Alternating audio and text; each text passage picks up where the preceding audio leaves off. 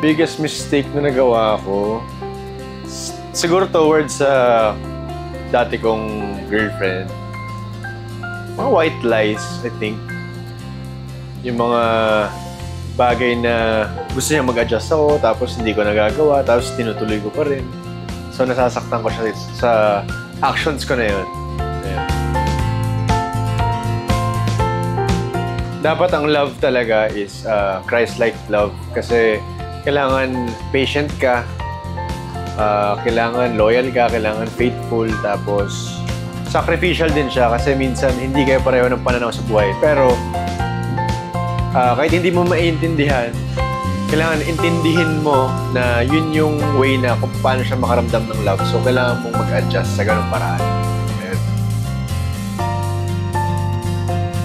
Ang message ko sa tao nag-break ng heart ko noon, joke lang.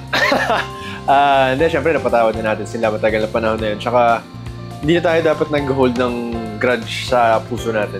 Kasi tayo rin yung mabibigatan doon. So, God bless pa rin sa'yo, sa inyo, at yun lang, enjoy life. Ayun, ngayon masaya tayo.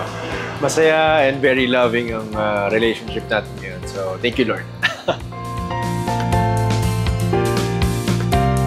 Siguro yung mga naging lies na rin sa akin before and yung mga times na ano pala, hindi na-explain sa akin kung anong rason, nagkakaroon na lang ng parang lamat o kaya galit na pala o kaya nalalayo na pala yung loob tapos eventually wala na.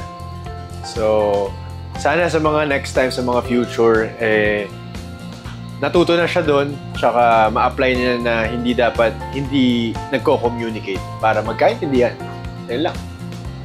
Hello mga kapuso, this is Nikki ko. Ako po ay gaganap bilang Andro at manood po kayo ng Magpakailanman, Sabado, 8:15 p.m.